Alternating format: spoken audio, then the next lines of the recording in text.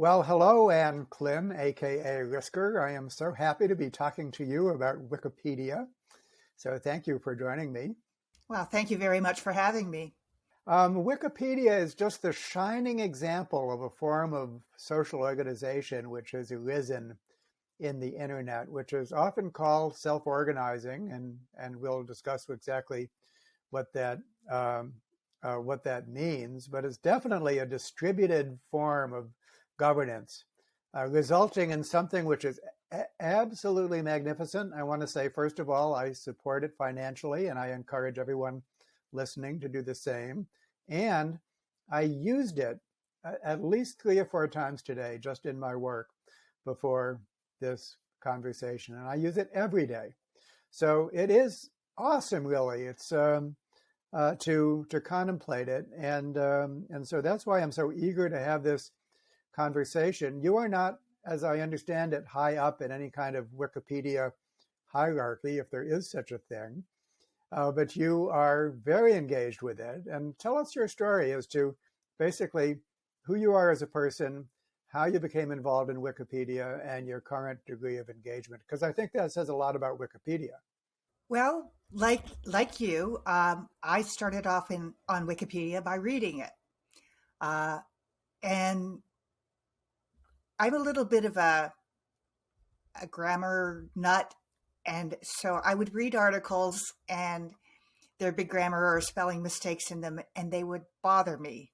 So one day I just thought maybe I would actually click that edit button and see what happened if I tried to fix a mistake, and it worked. And then I saved it. And all of a sudden it dawned on me that I had just taken a step that had changed the internet. I had changed this for everybody else who read the article after me. And that felt very powerful.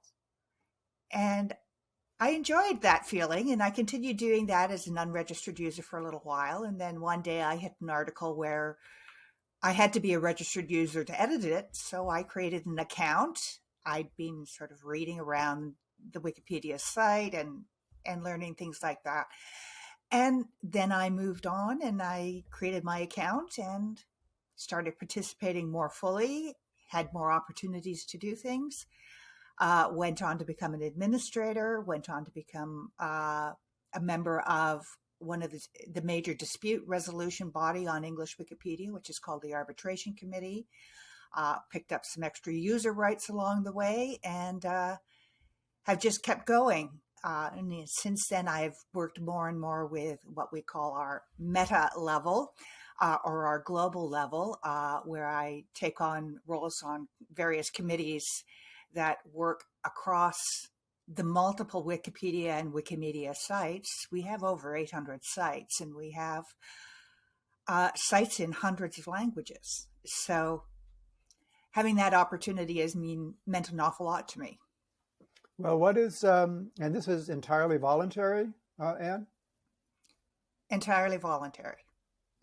And tell us more about yourself as a person. What do you do professionally, or just a little bit more about you as a person, please? Well, I'm retired now, but before that I worked in healthcare administration. I'm from Canada. I live near Toronto. I have a family, and I do Wikipedia instead of doing things like watching television or stuff like that. This is how I use my volunteer time. My husband jokingly says that it's certainly a much healthier midlife crisis than, buying a red Ferrari or something like that. Yeah, exactly. Exactly. What we do with our spare time. So how much of the Wikipedia workforce is like that? I mean, as opposed to a paid staff? Almost all of it. On a weekly basis, I believe we have over 30,000 volunteers editing some part of one or more sites. The Wikimedia Foundation has roughly 500 staff. And all of the employees for all of the support areas, we have several chapters in different countries, and some of them have employees. I would say there's probably less than 1,000 people who are paid to work on the system. At least, they're mainly doing development, software development or user support or administrative backgrounds work, but they're not actually editing the project with those accounts. When we say that, we mean that, they'll still communicate using their official Wikimedia or whatever account to communicate, but they will not actually be editing articles with those accounts. Right. So there is a small paid staff. Proportionally, it's quite small, very small. But you made it sound like it might be a 1-to-30 ratio of volunteer work versus paid work. Is that a rough ballpark? Easily. When I say 30,000, that's the number of people who are doing 5 or more edits a month. There's an awful lot more people who are editing less frequently or are not registered users and who edit frequently. Okay, so there's a motivational part of this and a governance part of this. So let's begin with motivation. Why is it so meaningful? Because that makes this so worthwhile. It's not financial capital; it's something else. But it's really sustaining for some people, such as yourself. So, what is it that gives it such a meaning for you? That keeps you doing it? I think the knowledge that we do make a difference in sharing information across the world is very important to a lot of people. For some people, it's important to share a very limited section of information.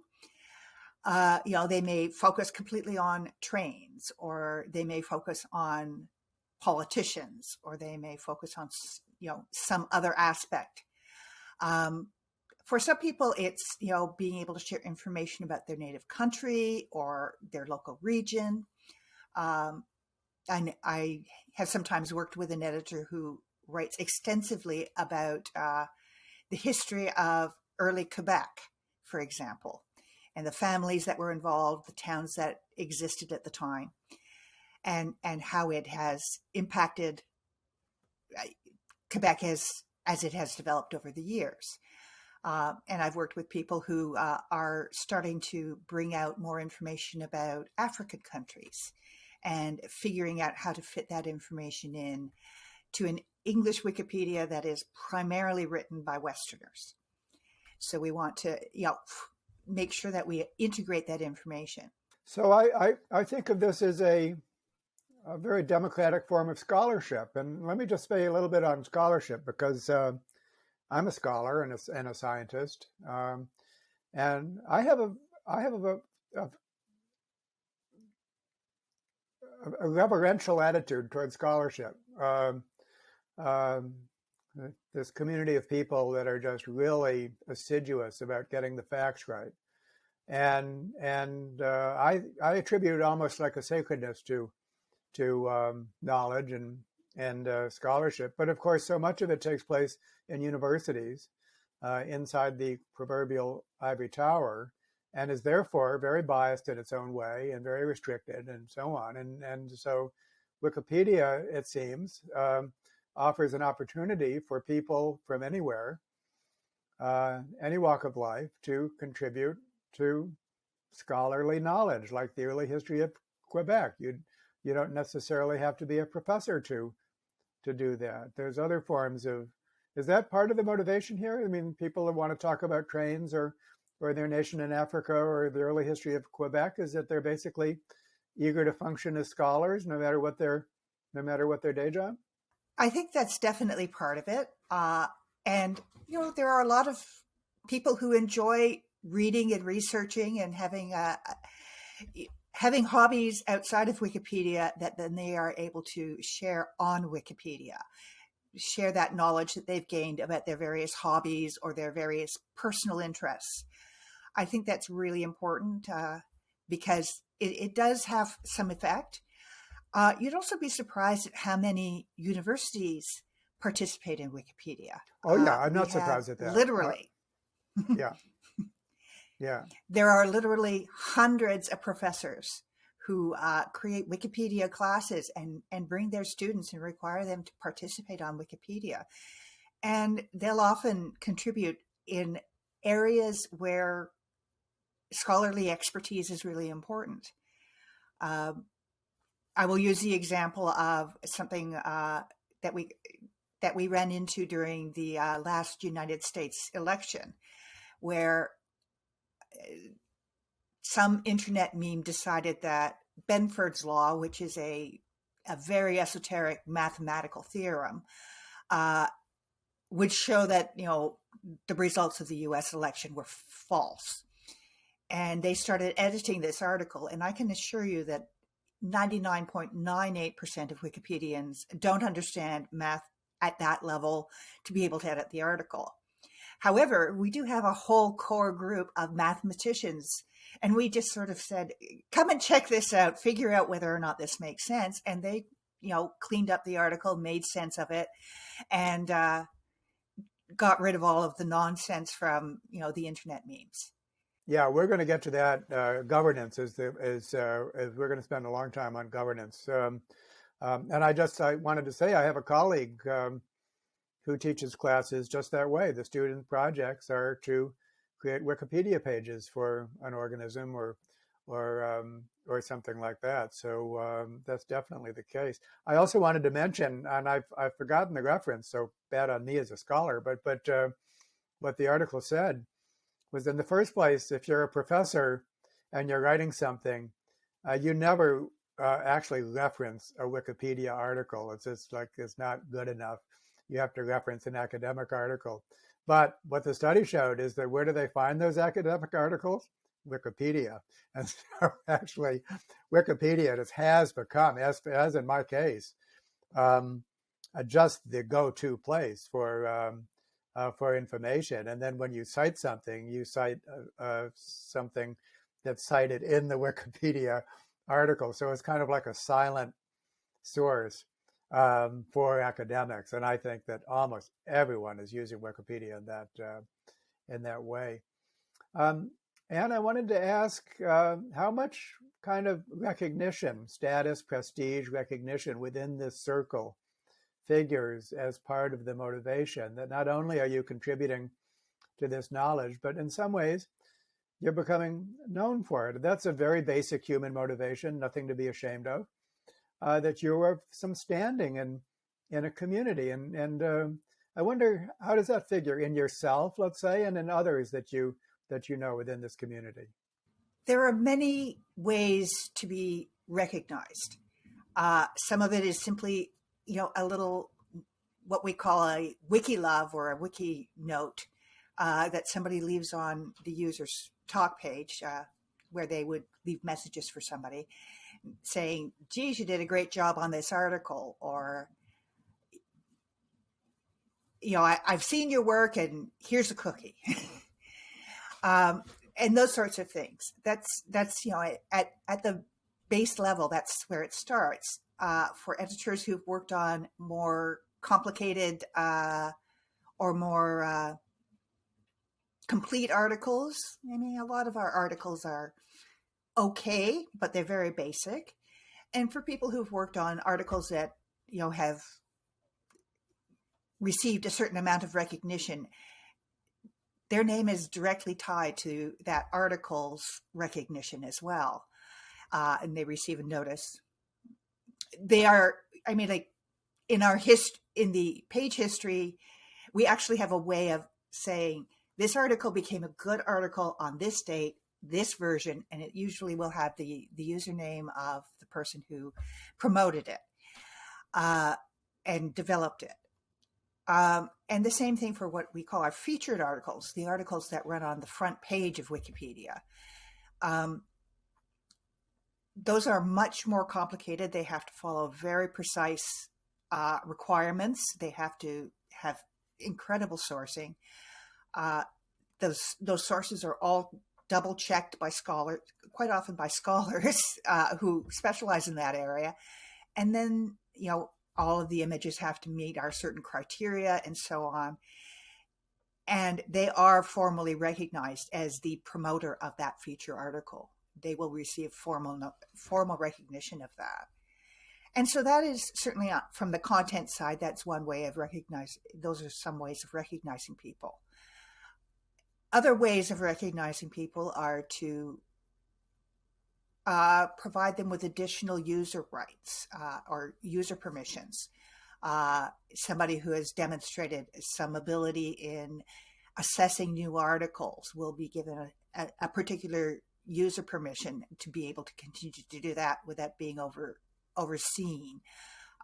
Editors who have developed skills in identifying people who run multiple accounts may get special authorizations or special permissions to do that in a more formal and more complex way that involves private information. So there's a ladder to climb. You described that for yourself, that you were able to do more and more and more and get access to more permissions and so on. And so, of course, I could imagine that being very motivating, just like a video game when you want to climb the levels of a video game. Is there also some public recognition of that you become more widely known, or and that may or may not be important to you or anyone else? But I'm just really quite eager, and someone who thinks a lot about social systems and how they work, just to know how much that you gain a kind of a reputation for what you do. There's the private satisfaction of accomplishment, and then the public part, and how much of that is built into the digital platform, so that if you want to praise somebody, give them a cookie, I think you just said, that there's a way to do it. That would have to be built into a digital platform. Just for someone to say thank you would have to actually be built in. Otherwise, it wouldn't be possible. So more on that, please. Well, definitely it is built in. We actually have two tools. The first one is that anybody can thank an individual editor for a specific edit they've made. You go to the page history and you see the username, and it says at the end of it, do you want to thank this person? And you can click yes, and that thanks goes directly to them. So they know that somebody appreciated what they said or what they edited in that particular edit. It could be removing vandalism. It could be making a very erudite statement on a talk page or in a discussion. These are all very important things, and it's immediate recognition. As soon as you click that button, they get a notice saying, you have been thanked by so-and-so. How many thanks do you get on an average day? Oh, I'll get a couple a week, maybe. Okay. Depends on how much work I'm doing on English Wikipedia that week. Right. And that is a dependent thing. A lot of the work that I do is either behind the scenes or on one of the other projects that we have. So I may not get as many as some people, but certainly a lot of thanks go out. And again, the message that gives somebody a cookie, we call them wiki love messages, believe it or not, is a software link that you just click and you choose which photo you want to use and exactly what thing you want to say to them. And then you just save it to their talk page. It's very easy to do. How many of those do you get? Couple a week? Maybe a couple a month. How many do you give? How many do you give? I'll thank people probably several times a month. Okay. It's very, very individualistic. Yeah. How social is it? And I hope you don't. You can see how interested I am in this. In some sense, it seems like it's a solitary activity. You're there, at your computer. But how many social interactions are there of any kind on a given day? Are you actually interacting with another person in a way that's fulfilling, the way we do when we say hi to a friend or just we're with someone or so on? So how many people do you actually interact with on on a given day, so that this could actually become a fairly rich social life. It's definitely a very significant aspect for a lot of people. I can tell you right now that I can personally think of at least 20 couples who have gotten married who met on Wikipedia. So clearly, you know, there is a social element. Many friendships have developed over the years.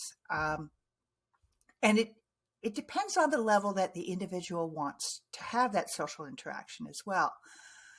Whether they want to limit it to just talking about articles and stuff like that, whether they want to include some external friendships and so on, whether, quite often we'll go offline with somebody that we know or whose work we've enjoyed and say, hey, how are you? And a lot of background work is done offline where it's not necessarily visible. And those committees become very close, and the people on those committees tend to get very close. We also have external in-person meetings for a lot of things, or online meetings for various things. Everything had to go online due to the pandemic, but it certainly has reminded us of how easy it is for us to just get together and have these conversations with each other.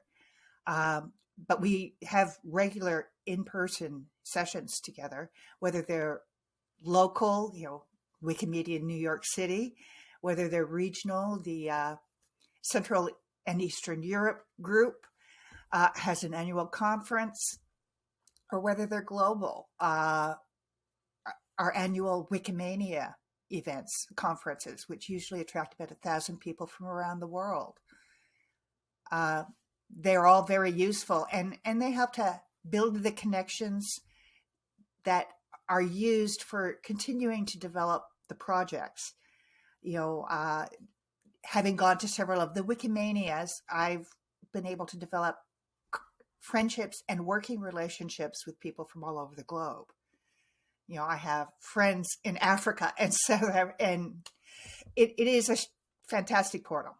And it's all enveloped by an ethos of dedication to knowledge, basically. I mean, the whole cause of it is something which is very pro-social and intellectual and so on, so that you're really working on something that's has real value and that everyone shares that value. And so we're going to get to the Ostrom courtesan principles in a minute, but strong sense of identity and purpose is the first thing that's needed for any group to function well, is a strong sense of identity and purpose. And here's something that anyone can join anywhere in the world, any culture, any level of expertise, and then they are welcomed into that world. And so I think that is, really very, very interesting.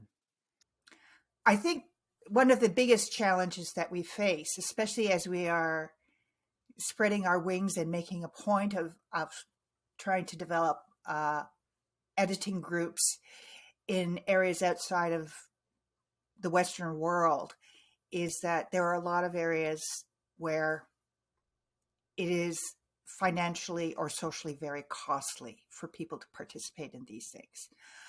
They have to have an internet connection. They have to have the hardware to actually connect to the internet and to participate. They have to have access to some information sources. And that can be very, very expensive in some parts of the world. And so that's one of the areas where we're looking at trying to figure out how we can support people to participate from those areas. We've got lots of ways now for people to make use of our knowledge in those areas. We have offline Wikipedias and special software that can be built off of Raspberry Pi, which is an incredibly inexpensive piece of technology. What is that? There's a little bit more. I'm unfamiliar with that, Anne. What is that? It's called a Raspberry Pi. It's a kind of it's like a PC, except it's incredibly inexpensive, has very limited capacity, and it can be used to hold or store a large amount of information.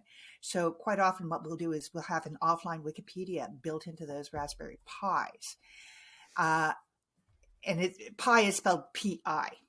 You could probably find out more about it in the Wikipedia article about Raspberry Pi. That's where I'll go. It makes our information more usable, but we also need to have those people contributing so that we can work against the inherent biases of the Western worldview or the American continental worldview or the European worldview. A lot of the things that we mess up are not because we intended to mess it up. It's because we simply don't have enough knowledge to be able to identify things. For example, understanding what the best reference sources are amongst Nigerian media is not something that somebody in New York City is going to know unless they came from Nigeria. Yeah, there's an acronym, and I wonder if you've encountered it. White, educated, industrial, rich, and democratic. That's weird. Weird. White, educated, industrial, rich, and democratic. Have you encountered that acronym? I haven't, but I fully understand what it means. Yeah. So it's a huge challenge to basically to first recognize how peculiar weird cultures are. And yet, of course, almost everything that we call scholarly or technological or it comes from those weird cultures. And so the need to appreciate non-weird societies and to include them in everything, including an enterprise like Wikipedia, is like first and foremost, that's what you got to do once you appreciate how peculiar we are. And Joseph Henrich is the scholar he's a professor at Harvard University, a good colleague of mine, is the person who coined and has a beautiful book called "The Weirdest People in the World" that lays all this out. I mean, it's just amazing when you think of it. Our entire conception of reality is it needs to be broadened out, well, let's get to governance here, and two great challenges, as I'm sure you know. One is a challenge of coordination, even if everyone is willing. And then there's the challenge of conflicts of interest, where people actually are not on the same page. How does Wikipedia deal with these two great challenges of coordination and conflicts of interest? And where does your checklist come in? Because you are known for Risker's checklist. And I also wanted to say, Anne, is there significance to usernames? The fact that people have a username which is different than their real name, is that an important feature? People choose their usernames for various reasons. At the time that I was joining Wikipedia, registering my account in 2005, there had been some very negative encounters. Some women editors had been quite seriously harassed by a few people. And, 2005 was a long time ago. And I really have always been very cautious about what I put out there on the internet about myself. And I felt it was a little bit risky to join Wikipedia, so I called myself Risker. The interesting side effect is that many people felt that even today, still feel that my username sounds very masculine and are often surprised to find out that, when they're on a video call, they're talking to somebody's mom. So that's very interesting to me. But on the whole, I would say that it's not really, people choose their usernames for reasons that make sense to them. We do have a fair number of people who edit under their real names. And many people who choose a username, but also link to their real names. So it's very much a user choice thing.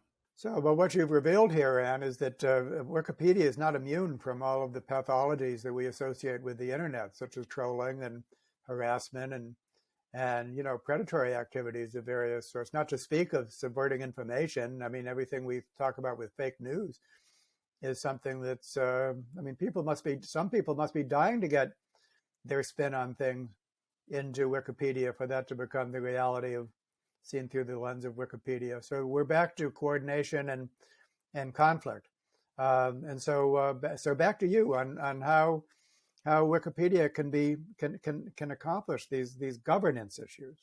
We do a lot of things. And we have to keep in mind, this is a 20-year-old website. So we've learned a lot of things over time. And the lessons that we've learned on English Wikipedia are shared with our colleagues on Hungarian Wikipedia and Igbo Wikipedia and Bengali Wikisource and all of our other projects. So they have access to that information as well. And the software tools that we've developed, we're working on making sure that they're able to be flexible enough to help people. So there's a sharing of knowledge and experience that is useful not just within our own project, but out to our many other projects as well. Some of it can be transported and some of it can't. Some of it becomes part of the hardcore software that runs the entire Wikimedia movement.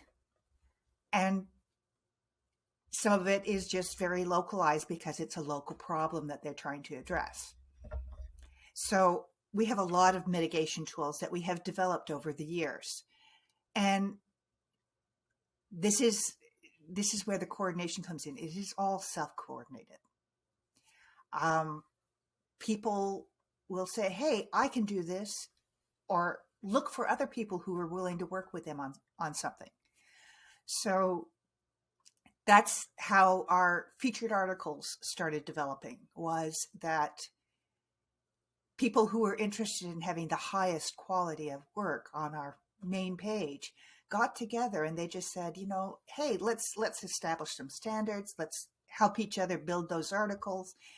And that's how that particular little area developed for a long time. And it's not as prevalent now because we have created, again, mainly by users, we've created software that we call bots. And I'm sure you've seen bots all over the internet doing various things. Ours will quite often work on anti-vandalism. They'll automatically revert something that they've been programmed to take that edit out, to back it up. They don't formally delete anything. They just revert it to the previous version of the article. That's part of this. Is this fossil record is basically nothing gets deleted. You have an amazing fossil record of everything that ever gets done on Wikipedia, right? Yes, Wikipedia is quite akashic. And there are a few exceptions to those rules, but generally speaking, yes, you can go back to an article and read every single version of it all the way to the beginning in most cases. Just to clarify, you have bots that recognize vandalism, that there's some algorithm that recognizes, and vandalism is somebody that just comes in and messes up a piece just for the fun of it, or what? Oh, it can be all kinds of things. It could be a test edit, somebody who tries to edit something, realizes they don't know what they did and saves instead of just junk, backing out. Junk, degradation. Yeah. I mean, it's not malintent. It's what happens. Yeah. I mean, it's entropy basically. Well, that's it exactly. And, we have bots that will help with a lot of that. We also have something called a special screen that we call recent changes, which literally lists every single edit as it's happening. And people watch that recent changes list and will assess whether or not they need to look further at a specific edit to decide whether or not it's appropriate. And many of the editors who are working on Wikipedia today started off doing recent changes patrol. It's a very common entry point for for editors. So people are invited to do, people just start doing these things. It's amazing the things that people will just sort of fall into, or they'll notice that somebody else is doing it and they'll say, hey, can I join you? Or they'll just start doing it too. And it just sort of becomes. How much apprenticeship is there? You say, hey, can I join you? So if you wanted to get into this, you could do it solo, but you just said you could actually attach yourself to somebody and be an apprentice. Hey, can I join you? Could you elaborate a little bit on that? We do have some users who will act as mentors to new editors in various ways, whether it's, doing some editing training with people. We have courses and what we call editathons, or projects similar to that, where we help people to learn some of the background, some of the little tweaks and things that they can do to be able to integrate themselves into the project. Something as simple as, how do you format a heading? Or how do you save your changes? What should you say in an edit summary? Those sorts of things. So it can be very basic, or it can be very complex.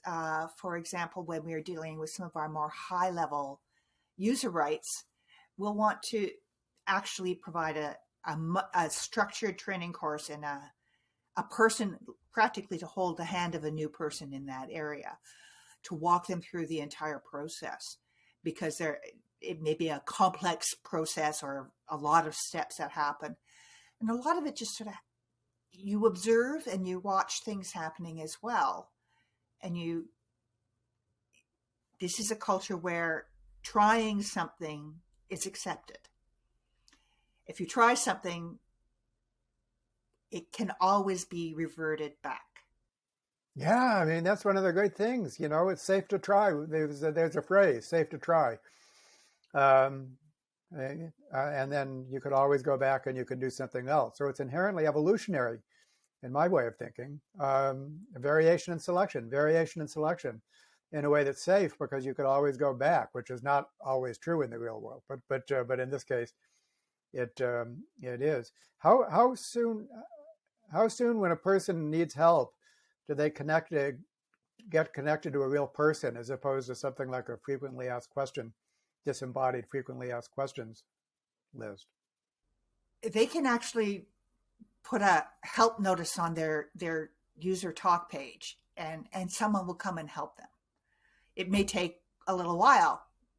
I mean, there aren't always people who specialize in helping people who are online or are available at that precise moment, but they're going to get an answer sooner or later, usually within 24 hours. The other thing is that Wikipedia is based on eventualism.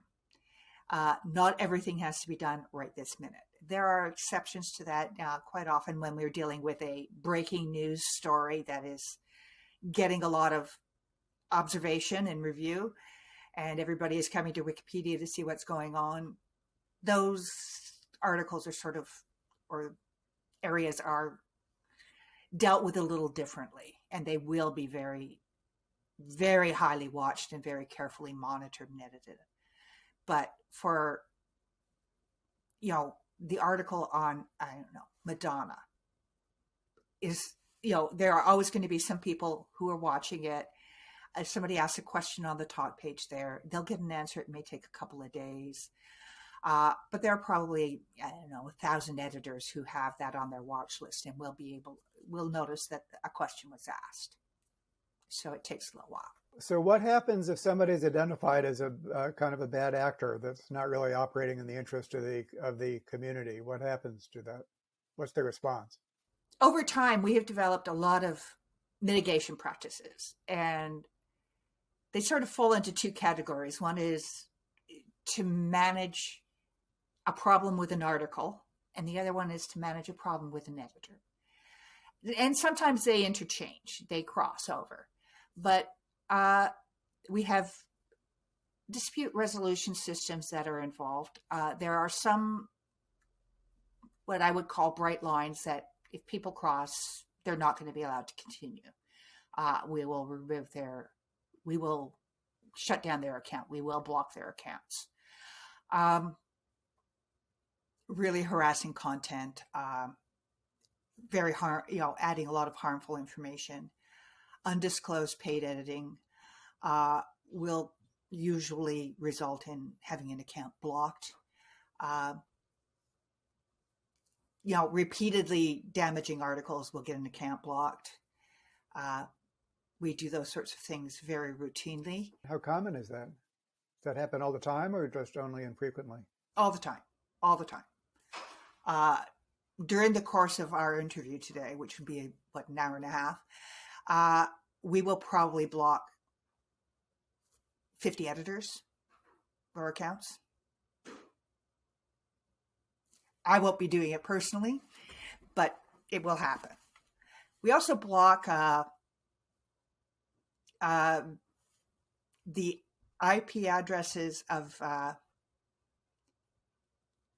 VPNs and similar processes, similar internet access processes as open proxies. And that is because so that we have a better control on being able to link users to each other. And to be able to block those users, we have found over the course of many, many years that most of our problem editors come from those sorts of editing or online processes, and we really have found that it works to our advantage to just say, no VPNs. And then we wind up having to exempt people from those because we have certain countries where the way to get to Wikipedia is through a VPN. It is pretty much the only way. So we have a balancing act to do there too. Bad players exist. We know that they exist.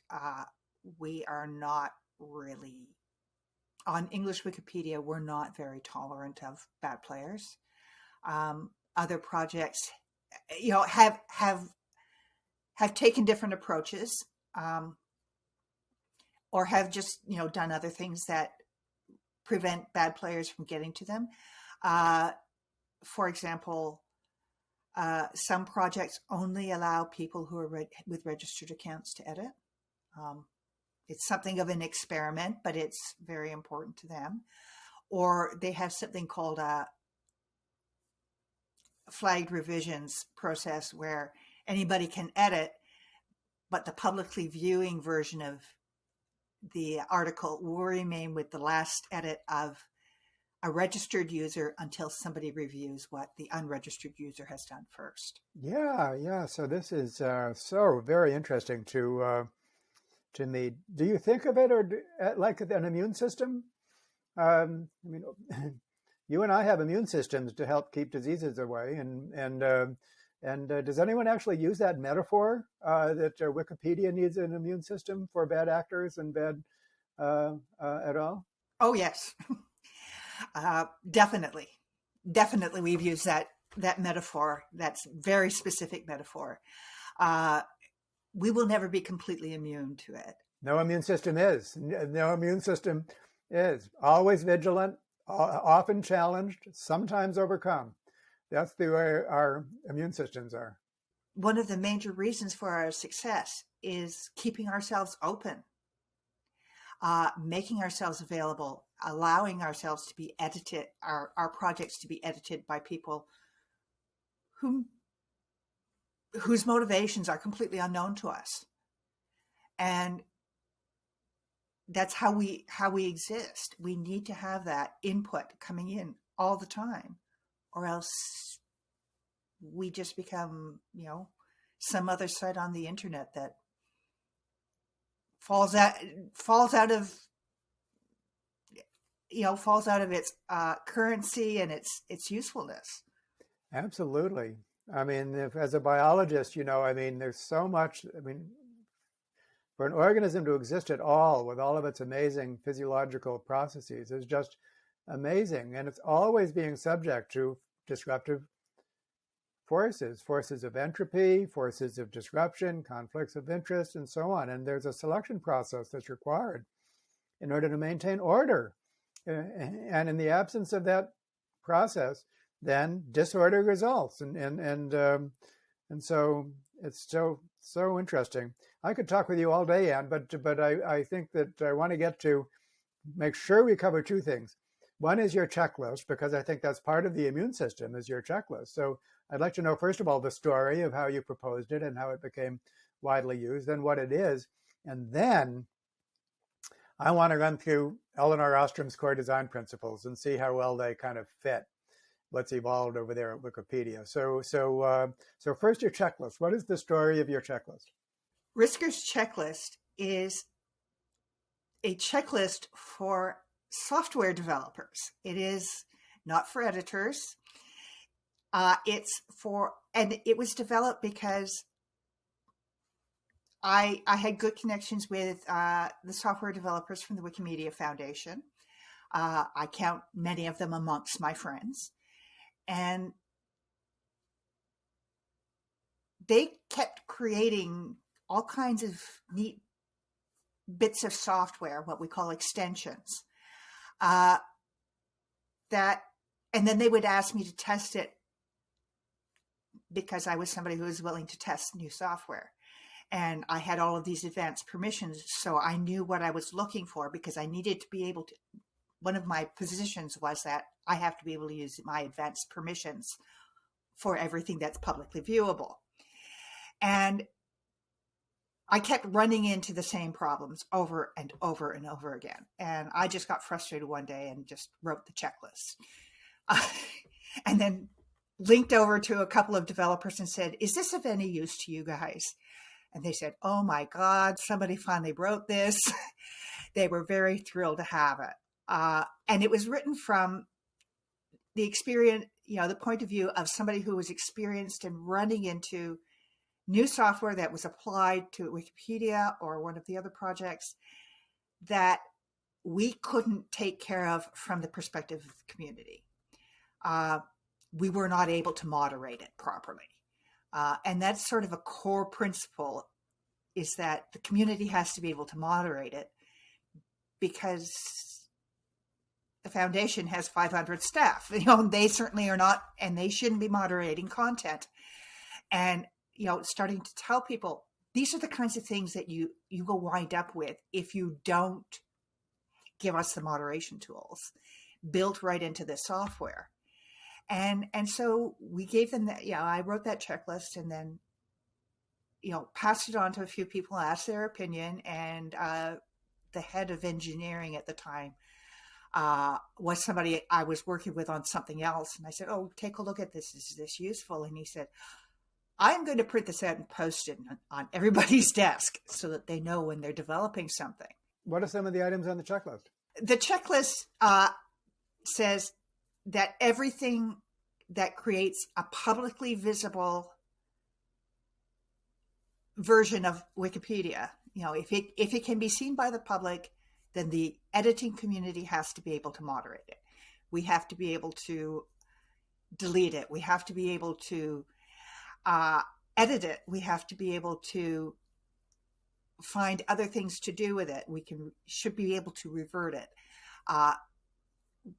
We have to make sure that we can do something called suppression, which is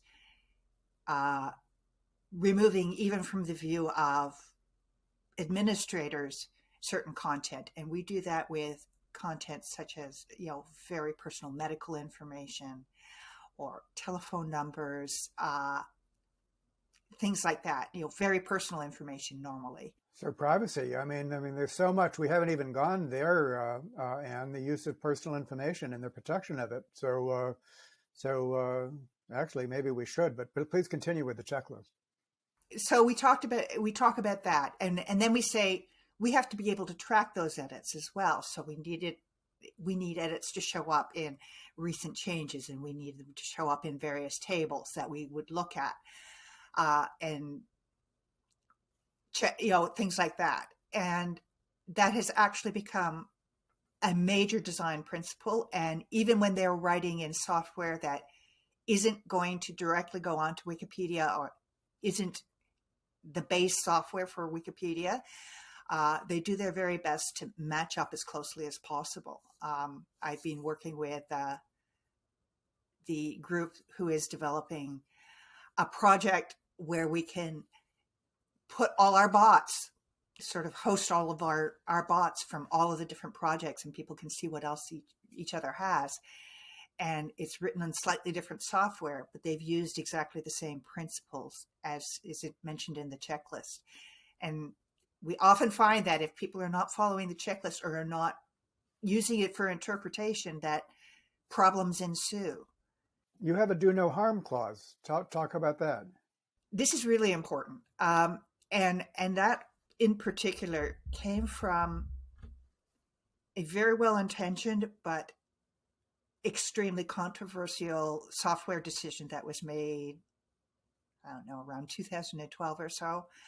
A new editing software was being developed, which we call Visual Editor. And it was very early in its development. And a decision was made, for whatever reasons, to make it the primary editing focus for English Wikipedia and many other projects. And the problem was that it didn't work very well because it was very new software. And more importantly, about 30% of the edits that were made with this software were actually inserting information that was harmful, damaging somehow to the visual appeal of the article. It was taking things out that was supposed to be left in. If you tried to enter, you would get all kinds of strange characters going on. And it took a very long time and an awful lot of arguments with the Wikimedia Foundation, who had put this software in, to withdraw it. And we were actually at the point where we were about to do something that could potentially have been very harmful to the project, just to protect the project from this software. And they finally, agreed that, geez, maybe this is not working as well as we thought. We actually call this the Snowman Example, because one of the things that this software did was it would put little tiny snowman characters all over the place, in the middle of a sentence, in the middle of a word. And this wasn't even a character that we had on any of our character sets. So we had no idea where this was coming from. And it was... But it wasn't malicious. It was really... But it wasn't malicious, no. right? Not malicious No. In this case. That's it, exactly. It was not malicious. They were trying to improve things very quickly, but the fact of the matter was, it was just too much for this project. For a project that gets, thousands of edits a minute, or thousands of, tens of thousands in an hour, we couldn't have that many. We were busy fixing the mistakes constantly. Just of that, we couldn't build the encyclopedia because we were too busy cleaning up after these projects. And it was really, that was the doing no harm. That was definitely harming the project. And we learned, both from the foundation end and the software developer end and from the user end, that we had to be a lot more accepting of, some changes, but at the same time saying, you know what, it's okay if it doesn't work. And developers quite often have this idea of move fast and break things, or we'll just upload it and then, we can fix it from there. And the fact of the matter is, this is a live site. It's being used by millions of people a day. It's not, and it's an international resource. We have to try our best not to mess it up too badly. And we have other ways of doing a lot of those things. So backing it out and then working again, we have, it's resulted in things like what we call our development train, where They try a new version on a couple of projects that are willing to go through and do a lot of testing. And Yeah, there's got to be something like A/B testing or whatever. I mean, you must have refined that to a fine art, I would hope. yes, and certainly this particular problem with Visual Editor, which is now, and I will tell you quite honestly, is an excellent editing tool. Several years later and improvements later, and I use it all the time. Was something that was unusable when it was first there, but it's a whole different ball game now. It's a very different project and a very different editing tool. So, what does the do no harm clause of your item of your checklist cause someone to do? Basically, to try to anticipate unforeseen consequences or something, and just basically think about the systemic impact of what they're doing, and then to have that view in mind. Is that what happens with the do no harm clause? That's part of it. So taking care of things in advance, the slow progression of application of revised software or updated software. So they start on a couple of wikis where people, those particular projects have said, yeah, we want to be testers. And, they have people who actually, spends a lot of time testing out all of the new changes to make sure that it'll work properly. And they also do something called, they will revert their changes as well. And it depends on the nature of the harm that's being done. So, if it's something that makes the site unreadable, obviously they have to revert a lot faster because they need to have the site readable. That's sort of a primary organizational goal. If it does something that really harms something or makes something very difficult to use, uneditable, for example, they will revert their software change, just as we would revert a bad edit or a problem edit. And they've gotten a lot more willing to do that. And they've gotten a lot better at doing things step by step so that before it gets to English Wikipedia, they've fixed a lot of the problems before it gets to us. We're usually the last site that they upload software to out of the hundreds that we have, 800 or so that we have. And that's simply because it's the most heavily used. And if something goes wrong, you want to take care of everything that you can possibly can before you hit your number one site, the one that's getting all the hits and is bringing in the readers from around the world. But as I say, we're one of the 800 sites. So they've got a lot of sites where people are testing things and finding things out and letting software developers know if there's a problem. I asked if you use the immune system metaphor, and you said that you do very much. Are there any other organismic metaphors that you use to think about Wikipedia as some kind of superorganism with an anatomy and a physiology and a nervous system? Or is there more use of the kind of the organism metaphor in addition to the immune system? I think probably one of the metaphors that we use is has to do with the levels of development. So, as I say, English Wikipedia and several of our fellow projects, Spanish, Italian, German, French, that have been around for a long time and have large editor bases and a lot of articles and experience, are sort of the mature projects. We continue to grow and develop, but they're fairly mature projects. And then there are sort of the middle-sized ones that are still developing and still learning how to operate.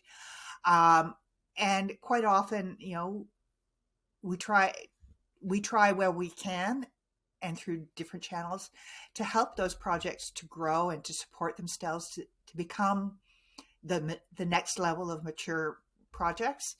Okay, so they're kind of a parental care sort of a thing. The very young and small organizations and projects get a lot of support in helping them to develop. We have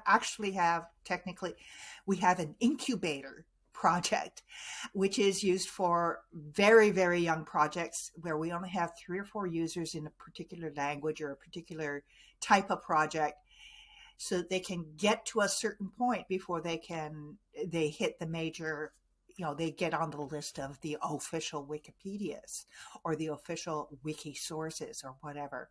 So, they have enough content to actually be usable.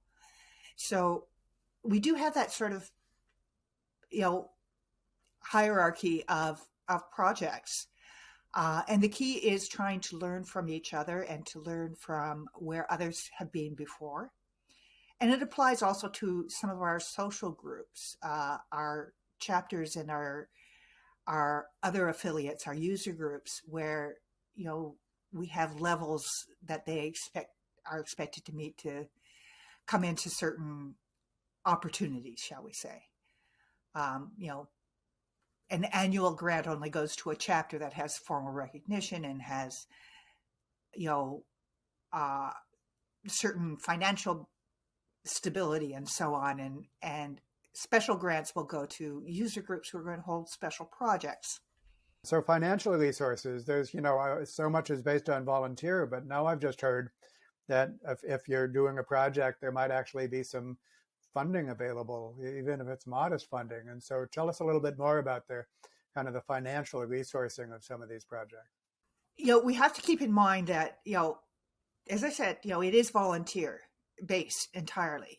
There are around the world, about 1,000 people who work for Wikimedia Foundation or one of our affiliated chapters or similar organizations. Who are being paid a salary. I mean, if this is their job, they should be paid a proper salary. And that's fair.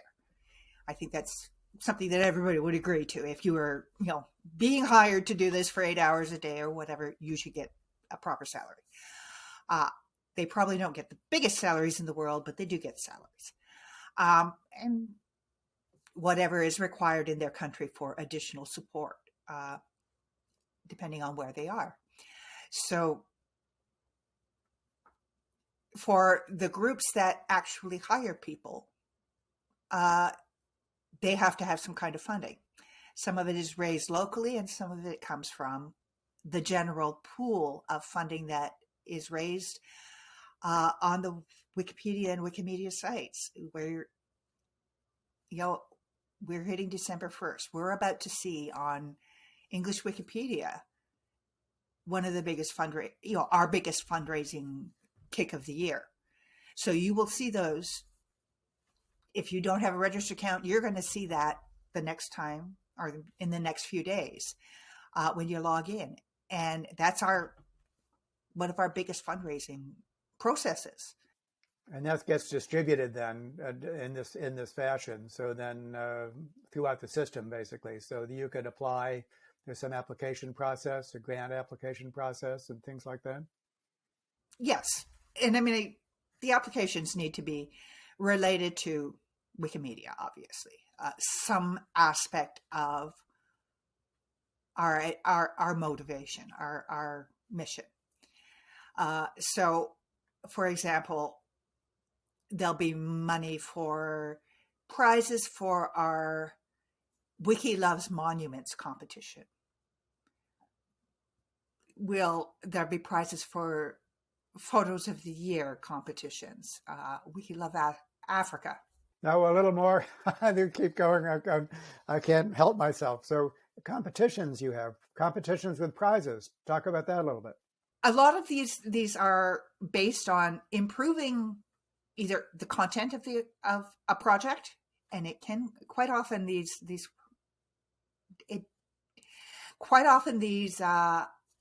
competitions will be to create or improve an article on various projects, or in certain languages. It may be illustrating articles about a certain topic. It could be, taking photos and who has the nicest photos. It could be focusing on a particular type of content that we want to improve. So, for example, we may very well have a competition on writing articles about women scientists. We could have a competition on improving articles about Ghana. Let's take the first of those, writing articles on women scientists. So there's a competition.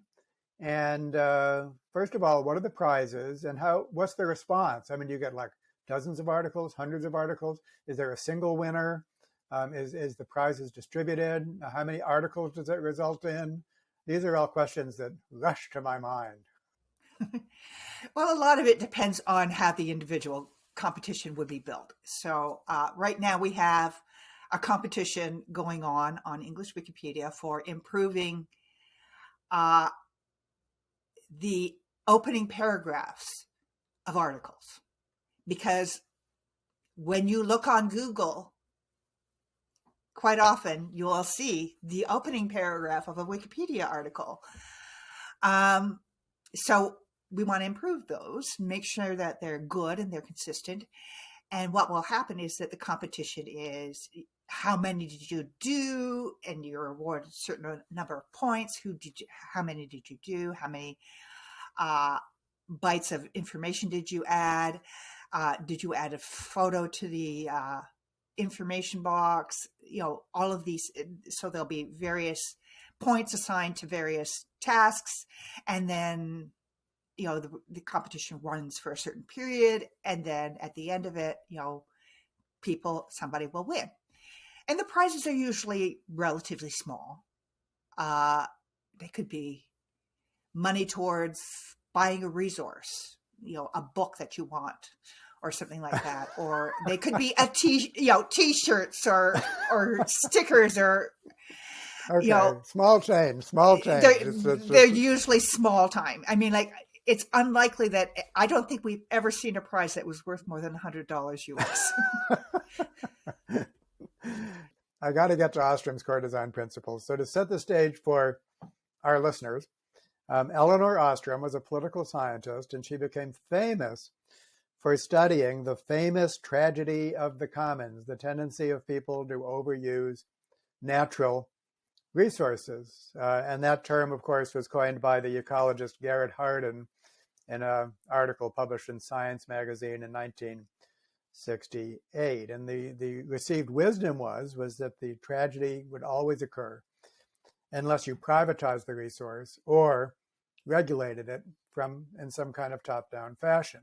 And what Ostrom did, Lynn Ostrom, was actually study common pool resource groups around the world, and she showed that some of them were able to avoid the tragedy of the commons, to self-regulate their resources, but only if they implemented certain, what she called core design principles. If they didn't implement these core design principles, the tragedy did in fact occur. And so she won the Nobel Prize in economics for that in 2009.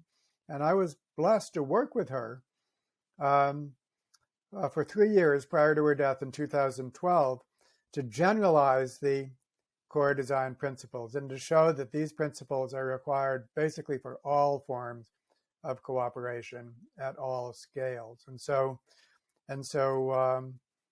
there's just tremendous utility in these core design principles. So I'm going to list them, and then to ask you how much they're kind of implemented, how relevant they are to Wikipedia. And some we've already covered. And so I think that as I list them, we'll see that we've already talked about these, but it's very useful to bring them to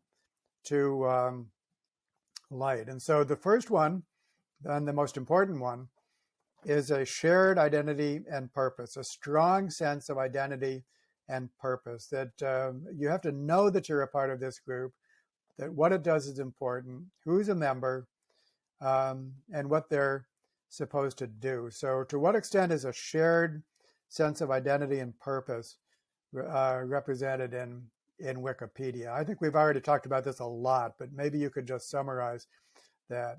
I think, this is probably the easiest one to answer because we actually have this. This is our mission statement. We're here to share education to everybody in the world. you know, and that's what we're here for. There's no question about it. It is why you're here, why you use it, why you participate in creating it. And if you can't track what you're doing to that, then you're probably not quite on the people will say, if you're not doing it for that purpose, maybe you don't need to be here. The companies who hire people to try and create or edit articles about them, those editors are told, you're not here for the right reason. You're not going to be here anymore. So if they don't have that philosophy as they're coming in to participate, they're not tremendously welcome. Sometimes we will be able to turn people around, but not very, that isn't our goal. Mostly they have to leave. Yeah, and so we'll actually get there. That's some of the other principles. Number 2, Anne, is equitable distribution of contributions and benefits. Not sustainable for some members of the group to get the benefits and others to do all the work. And you can see how that would work in a common pool resource group if you're managing a forest or a lake or something like that. Wikipedia, I think it's really interesting to reflect upon this because so much is done on a voluntary basis and people choose their level of effort. So what are your thoughts about this idea that the benefits and the workload and so on has to be fairly distributed?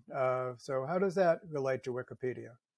As you point out, on Wikipedia, because individuals get to choose what they want to focus their time on, where they want to focus their time, and how much time they want to put into the project, whether it's a huge amount or it's tiny little bits. The distribution works out pretty well. Sometimes people are pressured to consider doing certain tasks or invited to think about doing certain tasks that may not look particularly appealing in the first place, but quite often those tasks come with a fair amount of internal prestige. For example, our arbitration committee on English Wikipedia comes with a fair amount of prestige, but it's a really hard job, and it takes people away from a lot of the other things that they like to do, because they're basically dealing with disputes all the time, of various nature, of various kinds, and that can be hard. Well, is there a free riding problem? Is there some sense in which you can be a slacker, that you could kind of be part of the community and not doing much but getting something from it despite not contributing? Is there even a danger of that, or is it kind of what you get so well aligned with what you give that slacking is not a problem? Slacking isn't really a problem because there's no requirement that people do a certain amount of work. We have, how much, respect of the authority and responsibility you get is to your choosing. There is a correlation. If, you're only making 5 edits a month, you are probably not going to get named Administrator of the Year. But you're not going to build a feature article if you're doing that. But at the same time, those 5 edits may be really valuable. Yeah. So we actually do that in other groups, basically. We contextualize it, basically. What are you in a position to give, and what do you want from this? And then as long as we understand that, then that's fine. We've looked at it and we've agreed upon it, and thanks for the contribution to the degree that you can do. So I think that is very interesting. Okay, number 3 is fair and inclusive decision making. Not sustainable for some individuals to call the shots and for others to have decisions made for them without their consent or participation. It does not have to be strict consensus, but there needs to be some sense in which decision making is fair and inclusive? How well does Wikipedia measure up on that? Almost everybody is permitted to participate in discussions about decisions at any level, whether it's how we spell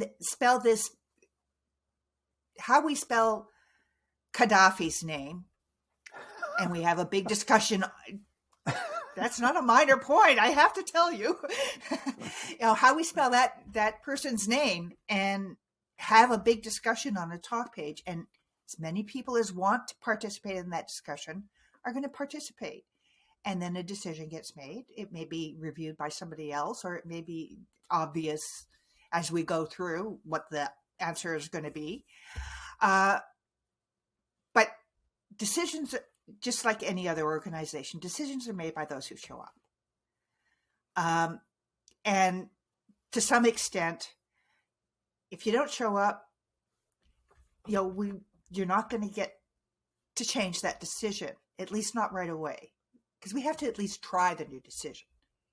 Yeah. So there has to be efficient. That's the great trade-off. The great trade-off with decision making is basically participation and efficiency. But there's no closed doors. It sounds like that.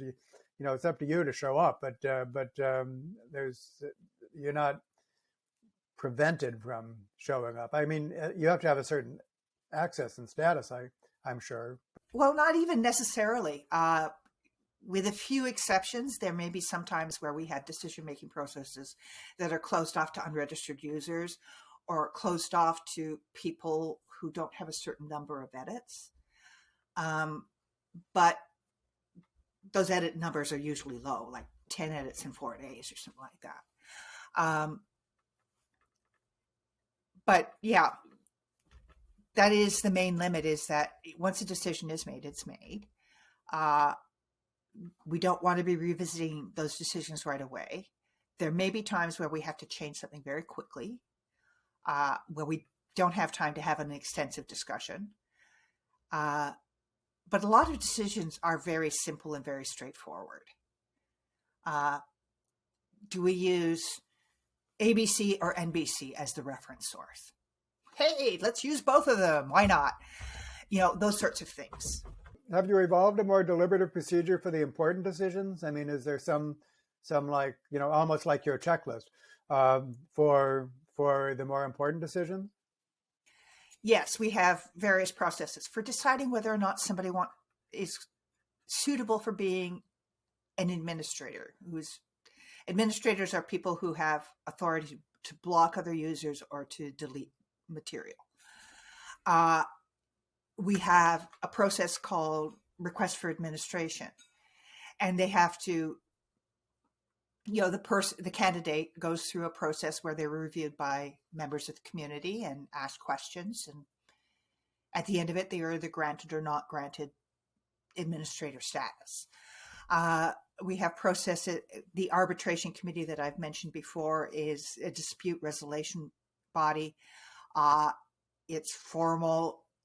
Decisions that go there can only be modified by a subsequent version by the arbitration committee. Those decisions are final. The community has to follow them.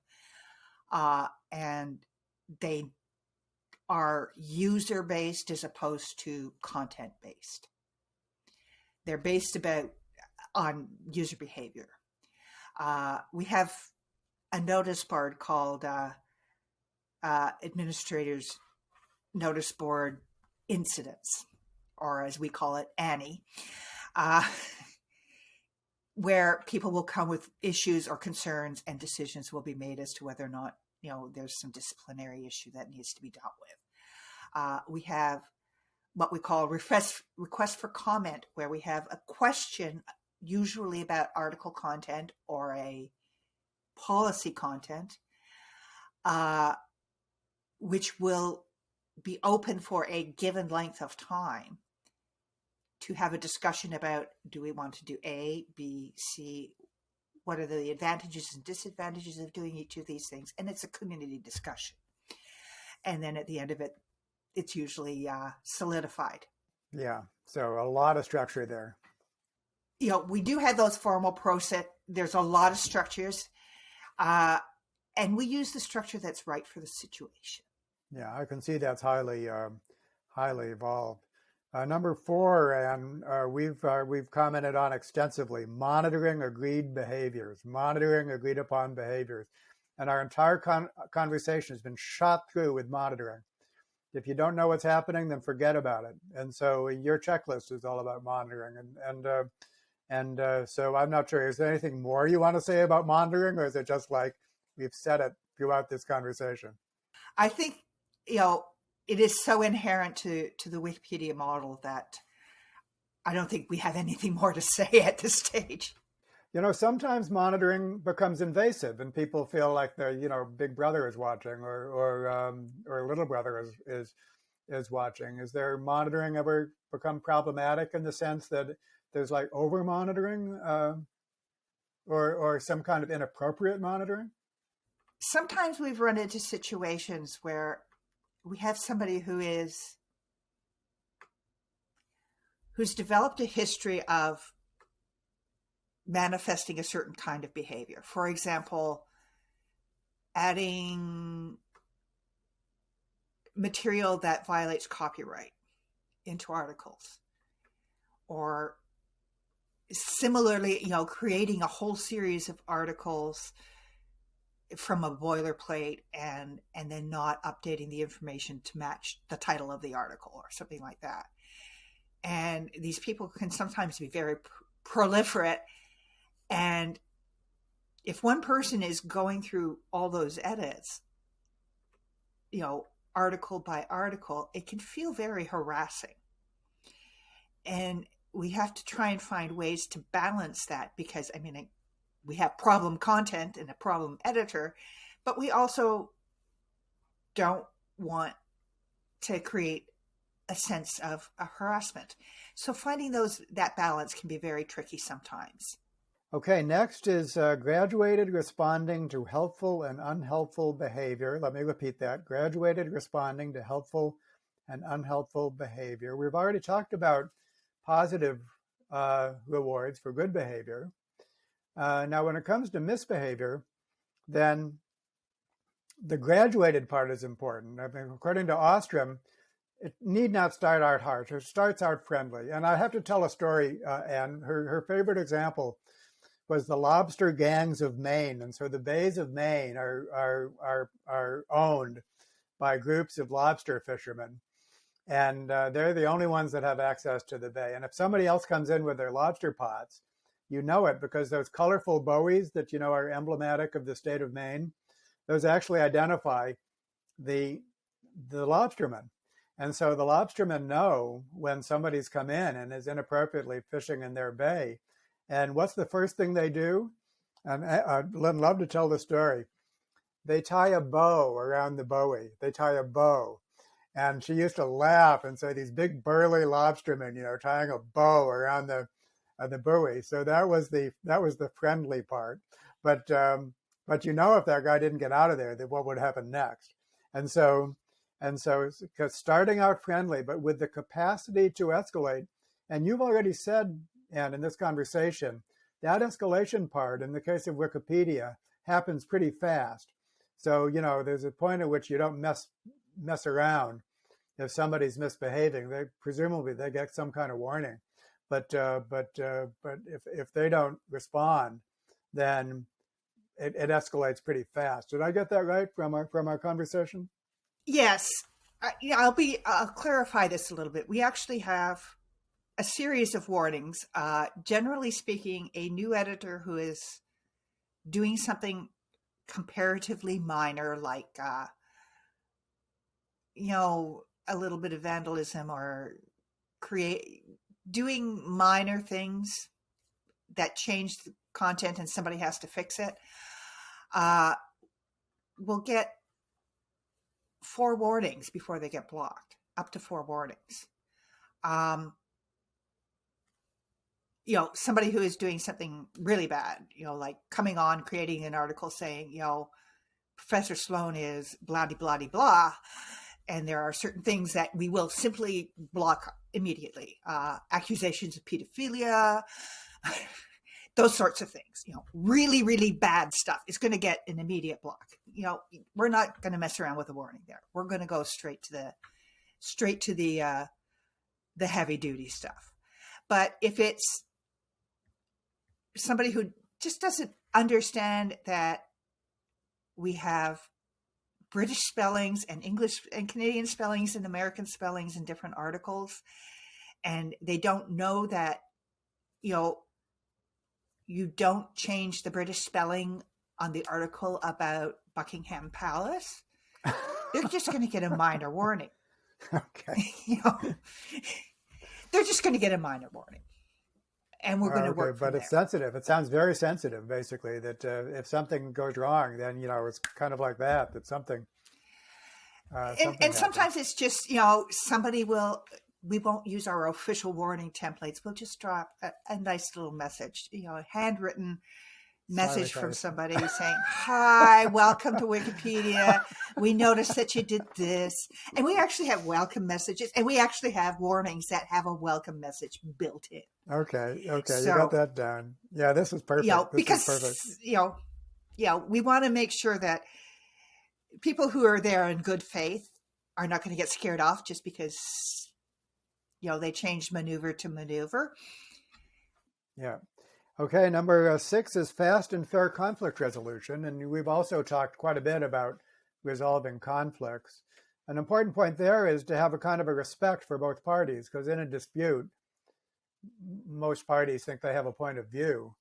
So say a little bit more if you like, or maybe we've already covered it, on conflict resolution mechanisms. In most of our conflict resolution processes, we have there's a relative degree of fairness. It's not always going to be perfectly fair. And again, it depends on who shows up to have that conversation and that dispute and participate in that dispute. I can't say that all of our dispute resolution is fast. Some of it is intentionally not fast when we're, and some of it doesn't necessarily work out the way people expect. We often jokingly say that, the disputes that the arbitration committee is working on are interpersonal disputes in most cases.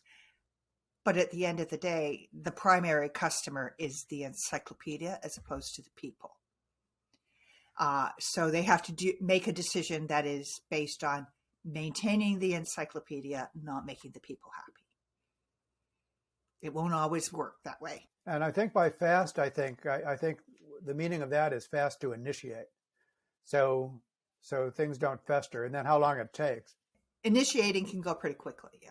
So number 7 is authority to self-govern, because if the members of a group don't have the elbow room to manage their own affairs, then all bets are off if they're being bossed around from the outside.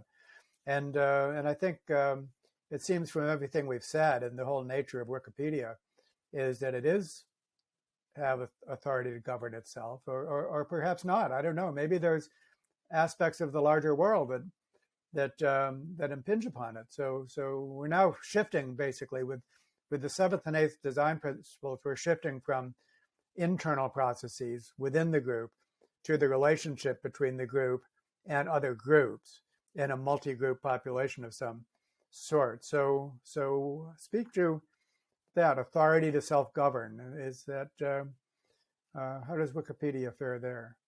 And as you mentioned, this is something that goes a little bit outside of the individual groups.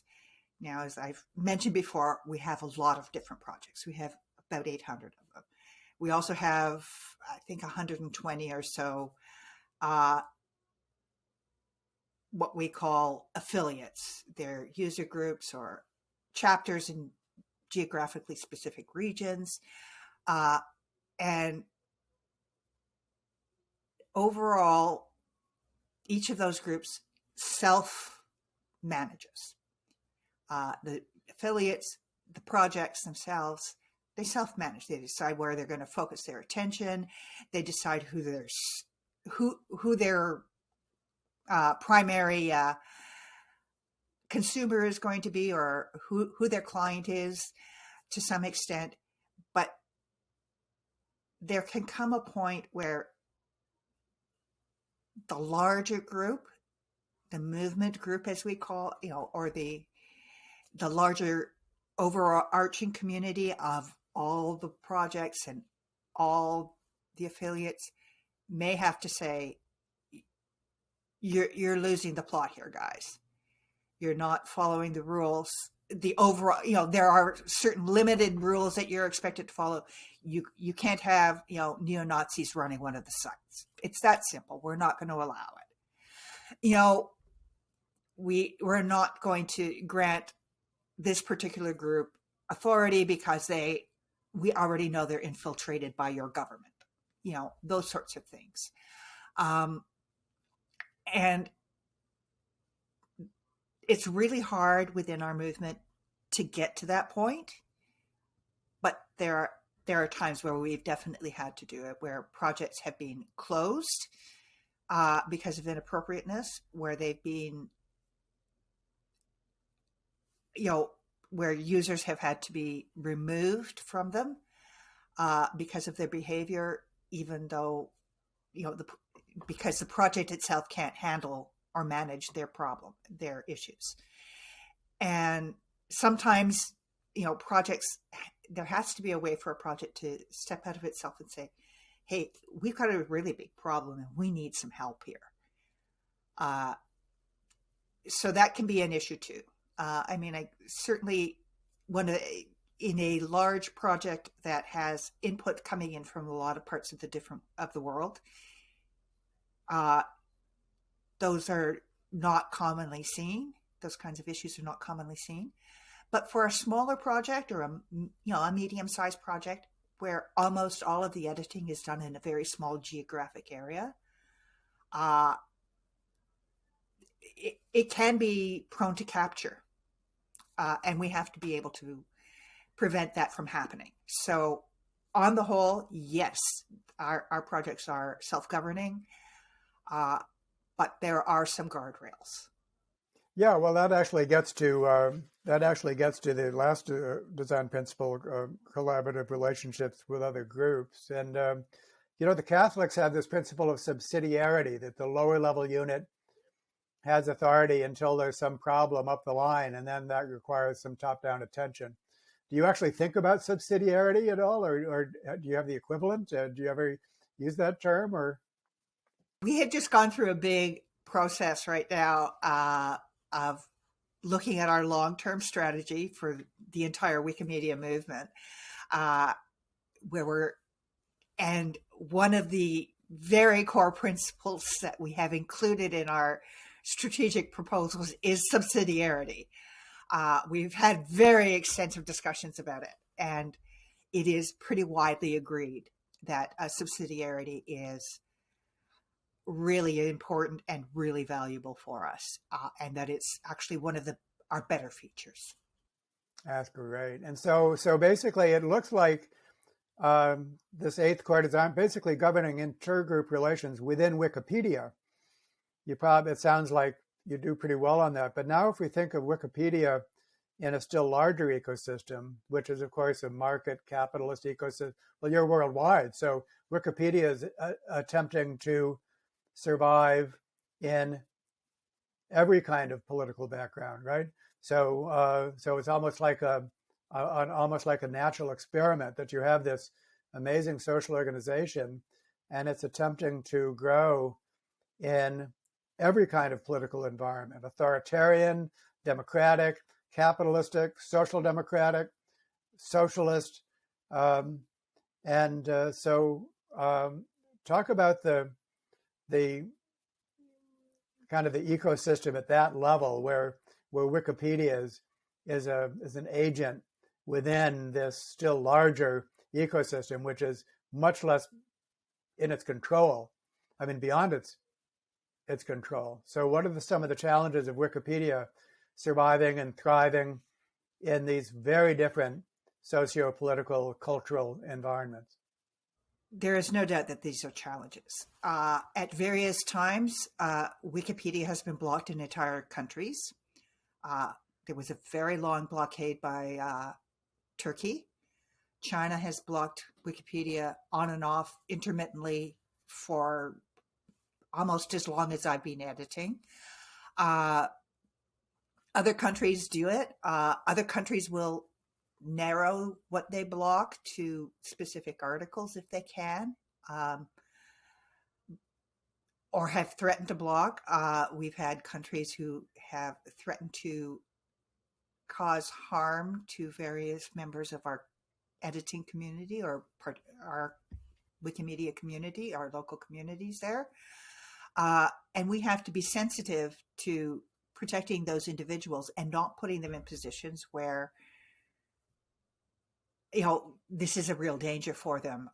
So, for example, we have certain countries where people are not allowed to hold, people who are residents of certain countries are not allowed to hold certain kinds of permissions so that they cannot be seized by the government and coerced into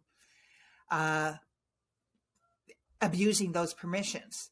And this is not necessarily always authoritarian countries. It happened to somebody from France, where somebody in the French military wanted an article taken down. And a French Wikipedia administrator was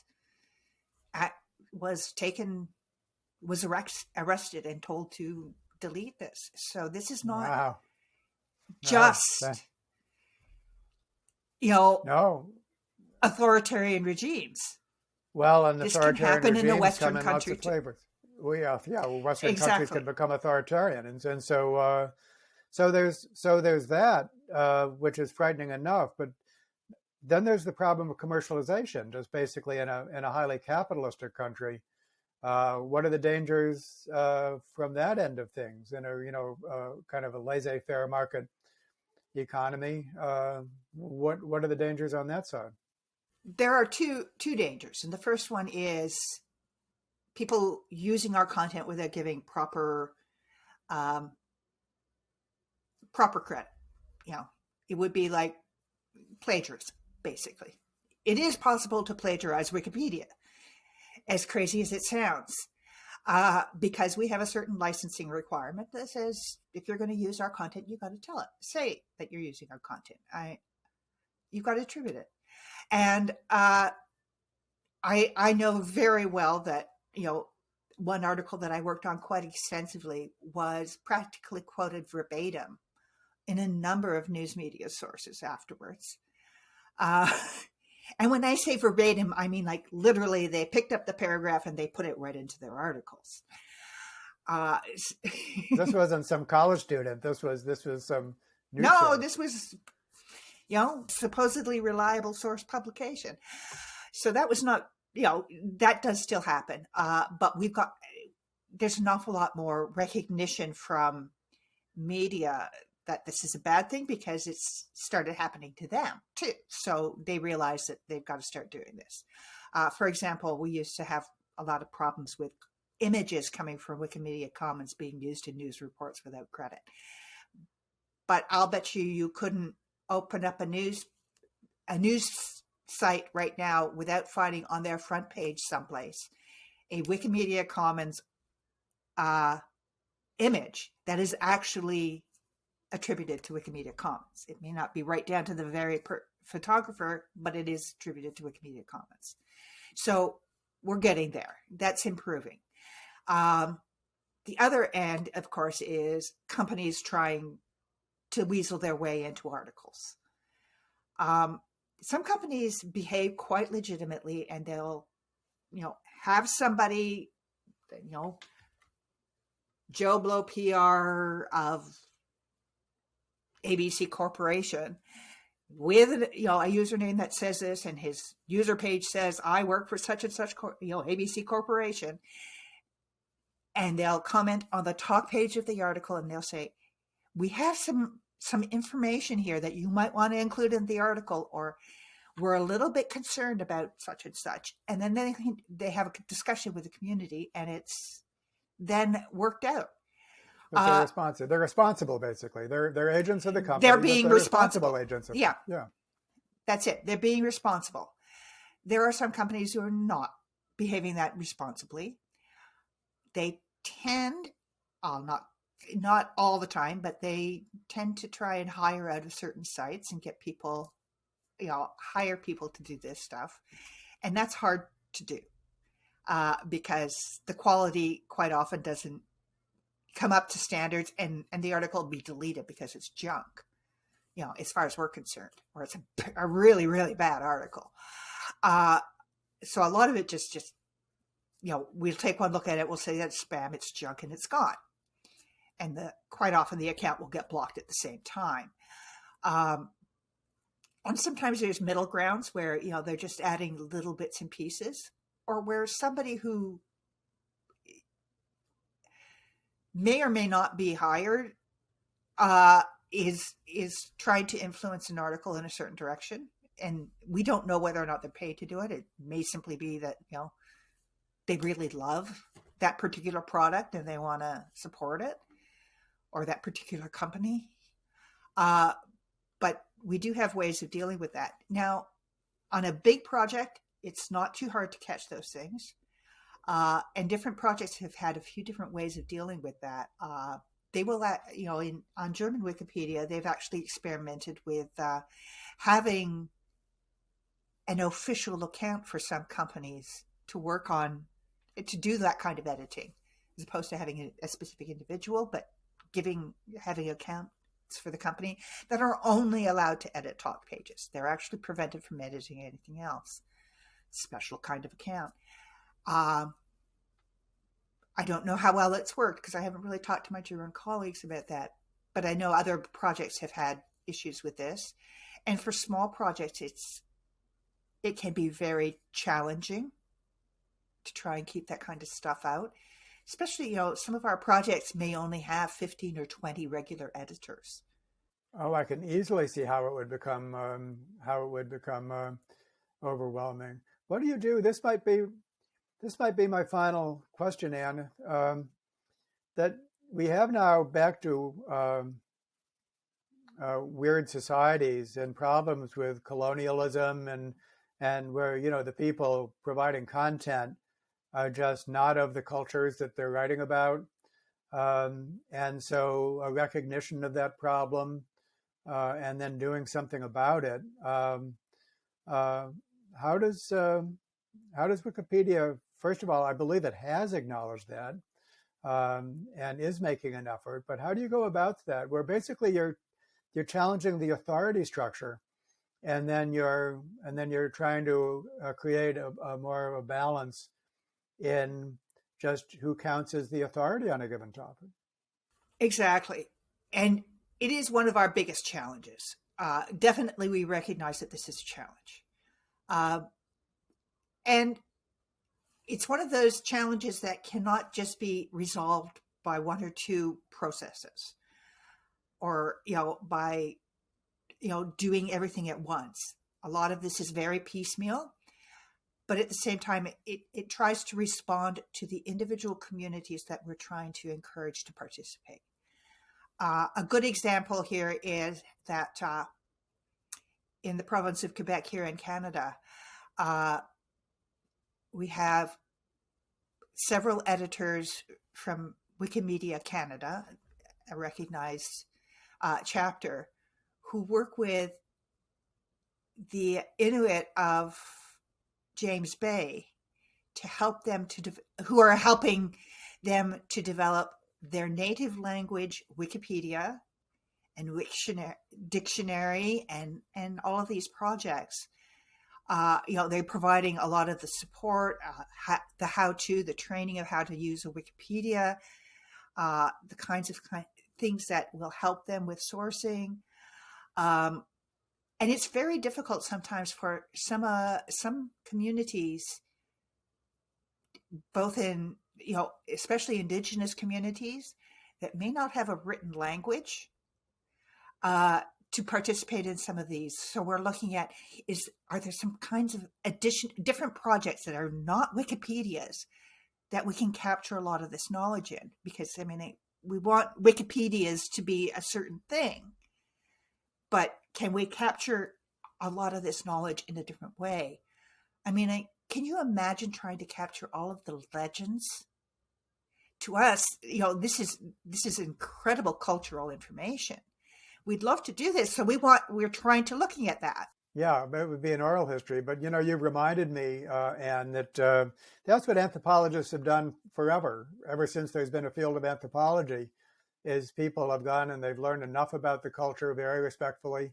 They've translated the culture to their own leadership to the best of their ability. And then they provided as much opportunity as possible for the people of their culture that they're studying to speak in their own voice. And now what we're doing is we're adding a technological dimension to that, which might be Wikipedia, that's primarily print, or it could be for which you need a written language, which might not exist in some cases. And if not, then something else, an oral archive or images or so on and so forth, in which basically there's the core design principles, basically the kind of respect and moral equality that we hope for. And so I think that's quite optimistic, and to see that Wikipedia is playing a role in that is wonderful. But that's doable, I think, with appropriate sensitivity. So, Anne, this project is part of a series of conversations that are built around the concept of the Noosphere by Pierre Teilhard de Chardin, a kind of a thinking, brain-like entity which can expand to the entire globe. Do you think at all in your brethren there at Wikipedia about Wikipedia as being something like the memory of a global brain or something like that? Is that part of the conversation? Well, certainly that's part of our objective. Our mission is to be one of the information centers of the world, the globe. We aren't all the way there yet. We continue to develop. We know that we have some parts that are well developed and some parts that are just in their infancy. But yes, this is part of our goal. So we do see ourselves as part of the information base that the world will use. So, Anne, Wikipedia stands in such contrast to other major social media sites like Facebook and so on. Are there lessons to be learned there, and how other social media sites that are so rampant and so pathological can learn from Wikipedia? We're fundamentally different from them. They operate under a profit motive. Somebody's making a lot of money from them. So their motivation is about money, not information exchange. So they have a completely different motivation. I can't think of a social media site that isn't for profit. And I think the reason that Wikipedia works over and is more balanced than most of these sites is that